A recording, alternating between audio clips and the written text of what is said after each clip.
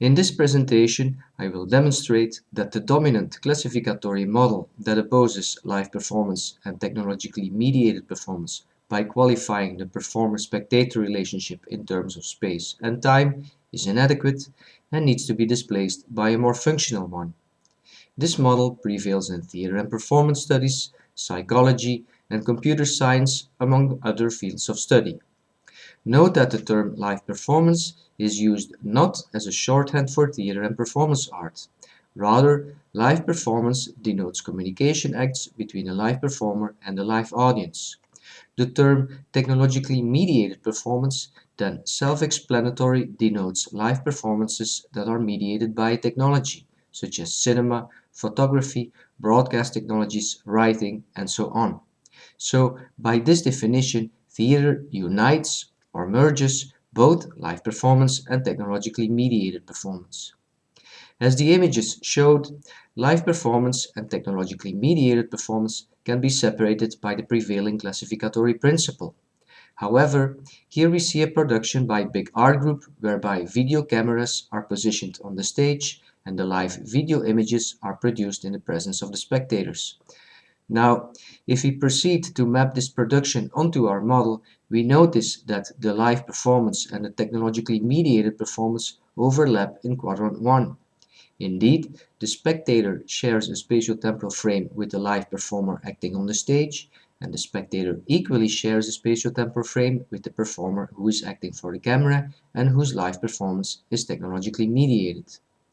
Overlapping categories constitutes a fundamental methodological problem because it means that one is unable to isolate or to delineate the respective sign systems. As we know, the ability to delineate one's object of study is a basic principle for any scientific pursuit. Now, you may wonder, why is this a problem? After all, phenomenologically, we can still differentiate live performance from technologically mediated performance. So this means that we can still analyze how the constitutive sign systems contribute to semiosis. Well, the problem is not our inability to analyze this process. Rather, the problem is that we are unable to validate our analysis. Allow me to clarify the subtle distinction. In the frame on the left, we can invalidate 12 because an unsound method was applied. Namely, the addition was executed prior to the multiplication. In the frame on the right, we see that we can reach a correct conclusion even though an unsound method was used. However, since the used method is unsound, we are unable to validate our result, that is, to test and to contest the validity of our conclusion against any competing conclusions. This is fairly obvious, so why am I telling you this? Well, for my doctoral dissertation, when I explained that a strained classificatory model is problematic for any scientific endeavor, one committee member objected that performance studies is not a science. Well, sure, one can agree that performance studies and social sciences at large are not positive sciences, in the sense that diverging theories can be equally valid. This, however, does not refute that the methods one applies still need to be sound. Let's continue our investigation of the dominant classificatory model that separates live performance and technologically mediated performance by qualifying the performer-spectator relationship in terms of space and time. As the image shows, in live performance, the performer is the last node in a rhizomatic process whereby information is mediated to the spectator. However, in manifestations of performance that are technologically mediated, the performer is not the last node. The performer performs for a camera, and from there on the information undergoes several more steps before finally reaching the spectator. For instance, sound is added, music is added, special effects, color correction, and so on.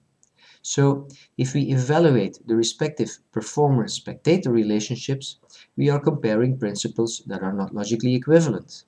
And since the principles are not logically equivalent, the premise that live performance and technologically mediated performance are distinct is unsupported. Thus, to evaluate live performance and technologically mediated performance in a meaningful way, we need to compare the last node in either mediation process. And the last node during performances that are technologically mediated and which is equivalent with the performer in the theater is the projector. In fact, the equivalence is apparent even on a semantic level, namely, similar to how a film projector projects the information for the movie spectators, so too does a theater actor project the information for the theater spectators. The realization that live performance and technologically mediated performance are distinct because of the nature of the projector is not a new insight. Notwithstanding, the displacement of strained classificatory models is vital to make scientific progress. A historical example is the displacement of the heliocentric model by the geocentric model. Equally, a more functional model to separate live performance and technologically mediated performance can foster scientific progress. Learning sciences, for instance, studies how different ways of mediating information affects learning activities, such as the storage and the retrieval of information. An inadequate model impedes a meaningful interpretation of the data, which, consequently, impacts the conclusions that are drawn, the theories that are developed, as well as any follow-up studies that are designed. To summarize, in this presentation, I explained that a sound classificatory principle that separates live performance and technologically mediated performance is provided by qualifying the projector. More specifically, during manifestations of live performance, the projector is alive, i.e. corporeal, whereas during manifestations of performance that are technologically mediated, the projector is technological. In the next presentation, I will examine and critique those theories in performance scholarship that have perpetuated and continue to perpetuate the outmoded model that separates live performance and technologically mediated performance by qualifying the performer-spectator relationship in terms of time and space.